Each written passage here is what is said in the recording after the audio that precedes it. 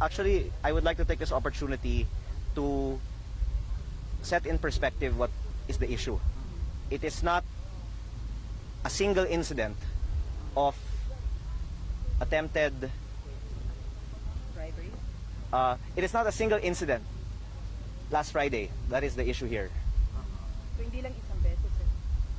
The real issue here is the substandard projects of DPWH, which we have been investigating for the past weeks or months, in fact. As there's some signage there, we actually personally funded the repair of the bridge portion of this Binambang River project last year pa.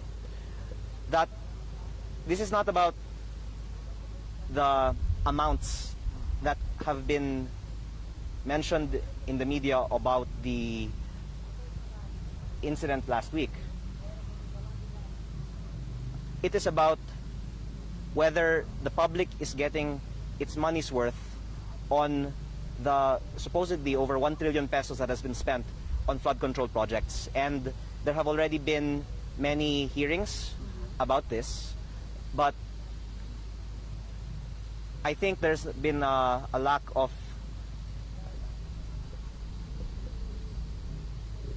solutions, and that's something that I would also like to bring more to light tomorrow. But one is that we should have a comprehensive technical audit of DPWH projects, because if we're only asserting that nandadaya ang mga contractors, kaya wala pa pong mga nasampahan ng kaso.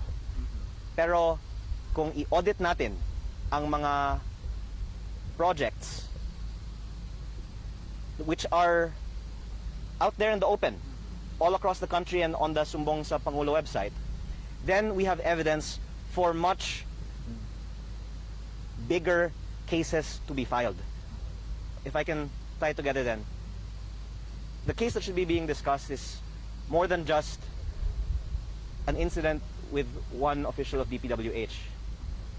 It is why in this particular project, the public paid for 15 meters and only got 4 meters.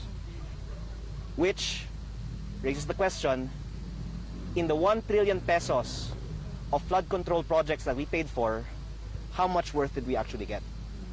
Okay, pero gusto lang kasi sinabi ni Senator Lacson yung 360 million. Merong ganun po bang offer talaga ang district engineer? Bukas natin talakayin yun. May security threats po ba? Nabanggit po si Senator Ping na sinabihan daw niya si Senator Loren na dapat kayo sa security niyo, cautious talaga. Bukas na lang po. Pero Yun lang, ano lang, yung confirm lang kung magkano yung offer. basta ako po ay isang representante ng aking distrito, at ang dapat nating i-focus, Yes, sir. how we can fix these substandard projects. Number one, I was presented with the National Expenditure Program for 2026 of the 1st District of Batangas, which had hundreds of millions of new flood control projects proposed.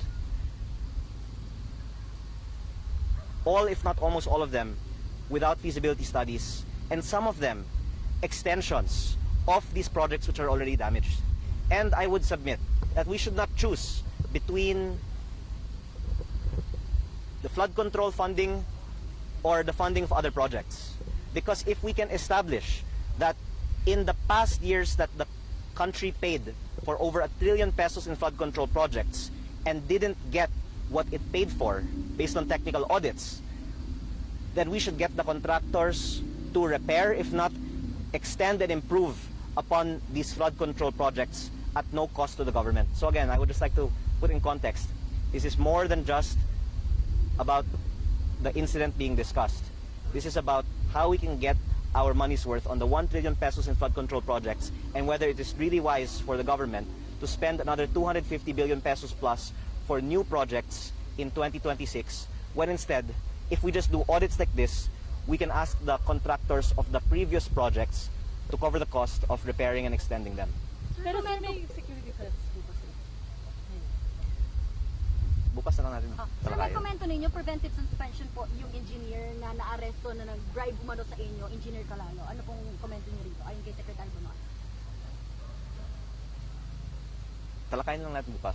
Bakit hiningi, sir? Kasi yung Yes, sir, kailangan lang background natin yung makuha yung sheet file Pero bakit napunta si district engineer sa bayan ninyo, sa Taal? Bakit siya nagpumunta doon? Bakit siya may dalang 3 million pesos?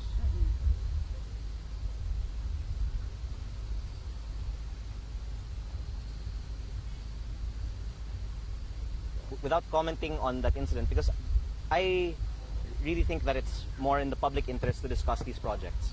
We have publicly been questioning these DPWH projects, and in this district alone, there's over 1.5 billion of DPWH projects on the Sumbong sa Pangulo website. And if, let's say, half of that is missing, that they didn't deliver what we paid for, then we would propose that DPWH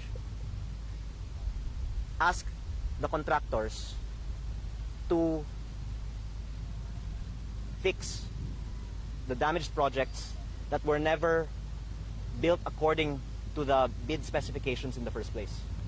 Now, you can draw from that inference that there's a big value at stake here, that we want the contractors to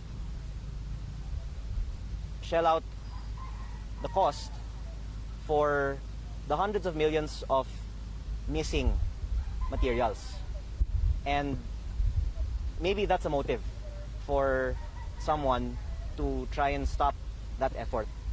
But I would just say that what we're trying to fix is not only the incident regarding one personnel.